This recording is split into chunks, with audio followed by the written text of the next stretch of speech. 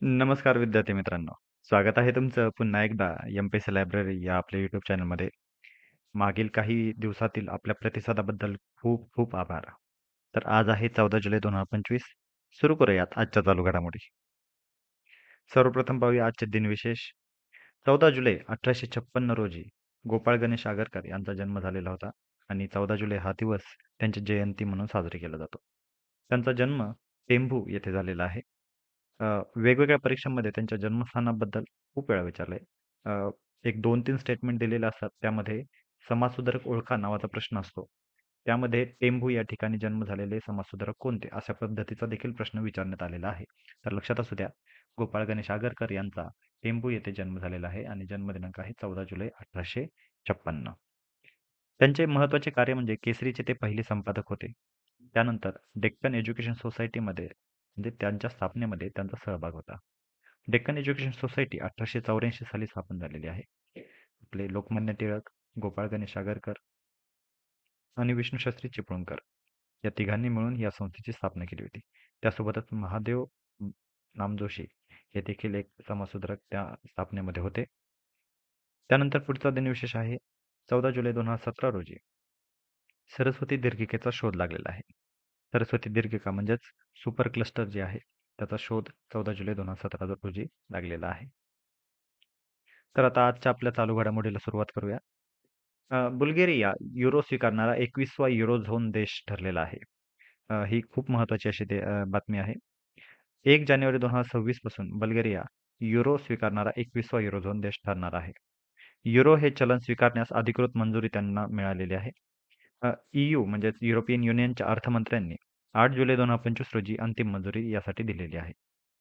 तर आता हा 21वा देश बल्गेरिया 2026 साली तो स्वीकारणार असून 20वा देश कोणता होता तो क्रोएशिया होता, ज्याने 2023 साली हे चलन स्वीकारलेलं होतं. बल्गेरियाचे आत्ताचे चलन लेव हे आहे आणि आता यापुढे याऐवजी आता युरो हे चलन स्वीकारले जाईल. लक्षात ठेवा, युरो झोन यामध्ये युरो ही करन्सी किंवा युरो हे चलन वापरले जाते आणि 21वा देश ठरलेला आहे बल्गेरिया. त्यासोबतच निश्चित विनिमय दर असेल 1 युरो बरोबर 1.95583 बल्गेरियन लेव, म्हणजे इतकी त्याची किंमत असणार आहे. बल्गेरियाचे पंतप्रधान आहेत रोसेन झेलियाझकोव्ह. त्यासोबतच युरोपियन युनियन प्रमुख उर्सुला वान डेर लेयेन या आहेत. तर युरोपियन सेंट्रल बँकेच्या प्रमुख क्रिस्टिना लगार्ड आहेत. तर पुन्हा एकदा सांगतो, बल्गेरिया युरो स्वीकारणारा 21वा युरोझोन देश ठरलेला आहे. वन लाईनर म्हणून खूप सुंदर प्रश्न यावर विचारला जाऊ शकतो. त्यासोबतच आता पुढची चालू घडामोडी आहे मुख्यमंत्री सेहत विमा योजना. आपल्याला वेगवेगळ्या योजनांची माहिती असणं आवश्यक आहे. स्पेसिफिकली महाराष्ट्राबद्दल, परंतु इतर राज्यांच्याही काही योजना जोड्या लावण्यासाठी विचारल्या जातात. त्यामुळे आपल्याला लक्षात असणं गरजेचं आहे. मुख्यमंत्री सेहत विमा योजना ही पंजाब सरकारने सुरू केलेली आहे. हे खूप महत्त्वाचं आहे, की कोणत्या राज्याची ही योजना आहे आणि त्या योजनेचं नाव काय आहे? अशा पद्धतीचा प्रश्न विचारला जाऊ शकतो. या योजनेचं नाव मी आता सांगितल्याप्रमाणे मुख्यमंत्री सेहत विमा योजना. आता योजनेची सुरुवात झालेली आहे किंवा होणार आहे 2 ऑक्टोबर 2025 म्हणजे गांधी जयंतीच्या दिवशी. याचा उद्देश काय आहे? तर दरवर्षी प्रत्येक कुटुंबाला 10 लाखापर्यंतचा कॅशलेस उपचाराची सुविधा असणार आहे. आणि यामध्ये सर्व प्रकारचे हॉस्पिटलायझेशन, सर्जरी, तपासणी यांचा समावेश असणार आहे. तसेच पंजाबमधील सर्व कुटुंबांना म्हणजे कोणत्याही उत्पन्नाची अट नसेल, तसेच यामध्ये प्रत्येक सेहत कार्ड दिले जाईल. खूप महत्त्वाची योजना आहे. जशी आयुष्यमान भारत ही भारत सरकारने सुरुवात केलेली योजना आहे, त्याच धर्तीवर आता पंजाब सरकारने देखील एक योजना सुरू केलेली आहे, मुख्यमंत्री सेहत विमा योजना. आयुष्यमान भारत योजनांचे लाभार्थी 5 लाखपर्यंत लाभ मिळतो त्या योजनेअंतर्गत. पंजाब सरकारने ही जी योजना सुरू केली आहे त्यामध्ये 10 लाखापर्यंत कॅशलेस उपचाराची सुविधा असेल, लक्षात ठेवा. पंजाबचे मुख्यमंत्री आहेत भगवंत मान, जे आम आदमी पार्टी या पक्षाचे आहेत. तर पुन्हा एकदा वाचतो, मुख्यमंत्री सेहत विमा योजना पंजाब सरकार, सुरुवात होणार आहे 2 ऑक्टोबर 2025 आणि पंजाबचे मुख्यमंत्री आहेत भगवंत मान, आम आदमी पार्टी. आता आयुष्यमान भारत या योजनेच्या धर्तीवर ही योजना सुरू झालेली आहे. तशीच महाराष्ट्रामध्ये देखील एक सेम धर्तीवर आपली एक योजना सुरू आहे. त्या योजनेचं नाव मला आपण कमेंट बॉक्समध्ये सांगायचं आहे. जे बरोबर सांगतील मी त्यांना लाईक वगैरे देईल. त्यानंतर पुढची महत्त्वाची आणि खूप खूप वर्ल्ड अफेअर्सच्या दृष्टीने अशी महत्त्वाची अशी बातमी म्हणजे एन-डी-बी मध्ये नवीन देशांचा समावेश झालेला आहे. 17व्या ब्रिक्स शिखर परिषदेपूर्वी कोलंबिया व उझबेकिस्तान यांना एन-डी-बी मध्ये सामील केले गेलेले आहे. यामुळे संस्था 11 सदस्यांची झालेली आहे आणि ब्रिक्स प्लस मध्ये आता नव्या प्रदेशांचा समावेश दिसून येतो. एन-डी-बी म्हणजेच न्यू डेव्हलपमेंट बँक ही जी आहे ही ब्रिक्स या संघटनेची प्रमुख बँक आहे आणि याची स्थापना आपण आता पुढे पाहणारच आहोत. तर आता हे जे दोन नवीन देश झालेत हे महत्त्वाचे का आहेत? तर ग्लोबल साऊथसाठी हे मोठं पाऊल आहे. एन-डी-बी आता आणखी विस्तारित आणि विविध प्रदेशांना सेवा देणारी संस्था बनवत आहे. त्यासोबतच ब्रिक्स प्लस विस्ताराचा हा एक भाग आहे. म्हणजे कोलंबिया हा दक्षिण अमेरिके या खंडातील देश असून उझबेकिस्तान हा मिडल ईस्ट म्हणजे प्रादेशिक मध्य आशिया यांच्या सदस्यत्वामुळे प्रादेशिक मध्य आशियाचा देश आहे आणि यांच्या सदस्यत्वामुळे आता ब्रिक्सचे भूराजकीय स्पॅन आता मोठे झालेले आहे.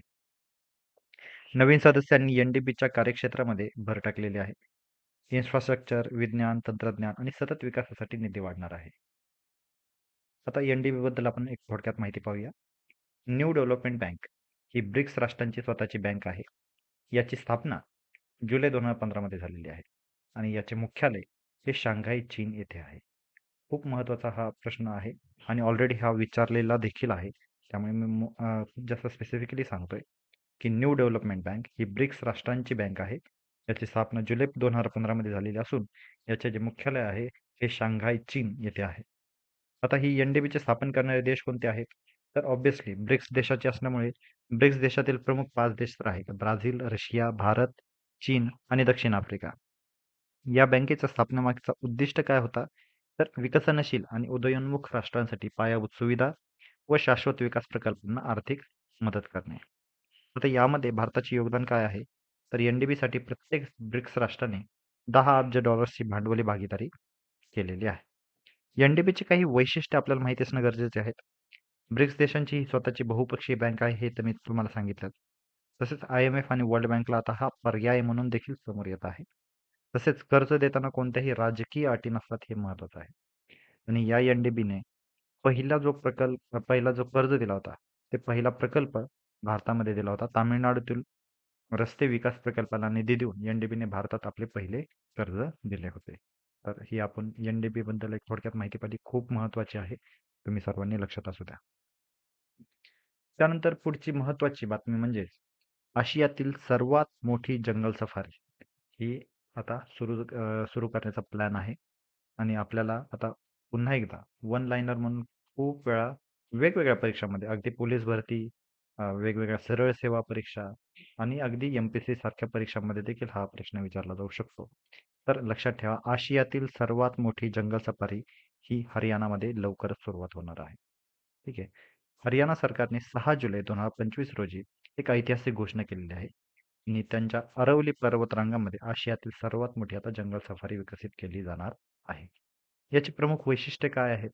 तर मी आता सांगितल्याप्रमाणे याचे जे स्थान आहे हे अरवली पर्वतरांगामध्ये आहे. जिल्हा कोणता असणार आहे तर गुरुग्राम आणि नूह हे 2 जिल्हे असणार आहेत. क्षेत्रफळ तब्बल 10,000 एकर एवढे मोठ्या स्पॅनवर हे असणार आहे. याची घोषणा नुकतीच झालेली आहे 6 जुलैला आणि याची घोषणा कोणी केली तर मुख्यमंत्री नायब सिंग सैनी यांनी ही घोषणा केलेली आहे. यामध्ये काय खास असेल तर लक्षात घ्या, 4 बिग कॅट झोन्स याच्यामध्ये असणार आहेत. म्हणजे 4 बिग कॅट्स कोणते आहेत? तर सिंह, वाघ, बिबटे आणि गाढव यांसाठी हे महत्त्वाचं असणार आहे. त्यानंतर अंडर वॉटर वर्ल्ड म्हणजे जलजीवांचे आकर्षण देखील यामध्ये असणार आहेत. त्यानंतर बर्ड पार्क म्हणजे देश-विदेशातील पक्ष्यांचे आवास यामध्ये असणार आहेत. हर्बेटेरियम आणि बॉटनिकल गार्डन्स देखील येथे असणार आहे. त्यासोबतच नेचर ट्रेल्स आणि इको बायोम्स हे देखील यामध्ये असणार आहे. त्यासोबतच पर्यावरणपूरक तंत्रज्ञानाचा या सर्व सफारीमध्ये वापर केला जाणार आहे. तर लक्षात असू द्या, आशियातील सर्वात मोठी जंगल सफारी ही हरियाणामध्ये, त्याबद्दल आपण डिटेलमध्ये माहिती पाहत आहोत. याची जी डेव्हलपमेंट केली जाणार आहे, यासाठी प्रेरणा कोणाची असणार आहे? तर गुजरातमधील सुप्रसिद्ध जो वंतारा प्रकल्प उभारला गेलेला आहे नुकताच, त्याचा अभ्यास करून ही जंगल सफारी आता उभारली जाणार आहे. वंतारा प्रकल्प जो आहे हा नुकताच मागील काही दिवसांमध्ये चर्चेमध्ये होता. रिलायन्सचे जे फाउंडर आहेत अंबानी, तर त्यांचा हा प्रकल्प ड्रीम प्रोजेक्ट आहे आणि हा गुजरातमधील सुप्रसिद्ध असा असून मागच्या काही दिवसांमध्ये त्याचे उद्घाटन झालेले आहे. आता या जंगल सफारीचे महत्त्व काय आहे? तर ऑब्व्हियसली पर्यावरणीय संवर्धनाला आता चालना मिळणार आहे. तसेच स्थानिकांना रोजगार संधी देखील येथे या सफारीमुळे मिळेल. तसेच इको टुरिझमला देखील भक्कम विकास मिळेल आणि भारताच्या जैवविविधतेला आता जागतिक स्तरावर स्थान मिळण्यासाठी मिळेल. कारण काय? तर जंगल सफारीमुळे आता अजून पर्यटन या ठिकाणी येतील आणि वेगवेगळे पर्यटक या ठिकाणी आल्याच्या नंतर तेथे स्थानिकांना देखील रोजगाराची संधी मिळेल आणि पर्यावरणीय संवर्धनाला देखील चालना मिळेल. तर या होत्या आजच्या चालू घडामोडी. तर आजचा एक आपण प्रश्न पाहून घेऊया. एन-डी-बीचे मुख्यालय कुठे आहे? एन-डी-बीचे मुख्यालय कुठे आहे? मी आता सांगितल्याप्रमाणे न्यू डेव्हलपमेंट बँक जी ब्रिक्स या संघटनेची प्रमुख बँक आहे. त्या एन-डी-बीचे मुख्यालय कुठे आहे? तर पर्याय क्रमांक 1 आहे जकार्ता, पर्याय क्रमांक 2 आहे बीजिंग, पर्याय क्रमांक 3 आहे शांघाय आणि पर्याय क्रमांक 4 आहे मलेशिया. तर लक्षात असू द्या, पर्याय क्रमांक 3 शांघाय या ठिकाणी एन-डी-बीचे मुख्यालय आहे. New development bank. आपल्याला बीजिंग आणि शांघायमध्ये कन्फ्युजन होऊ शकतं, परंतु असे कन्फ्युजन करून घेण्याची गरज नाहीये. शांघाय या ठिकाणी एन-डी-बीचे मुख्यालय आहे. तर या होत्या आजच्या चालू घडामोडी. तर अशाच अधिकाधिक इन्फॉर्मेटिव्ह कंटेंटसाठी आमच्या एम-पी-एस-सी लायब्ररी या यूट्यूब चॅनलला फॉलो करायला विसरू नका. आम्ही यूट्यूबसोबतच टेलिग्राम, फेसबुक, व्हॉट्सॲप आणि इंस्टाग्राम या सर्वच सोशल मीडिया प्लॅटफॉर्मवर आहोत. तर या सर्वच ठिकाणी आम्हाला फॉलो करायला विसरू नका. धन्यवाद.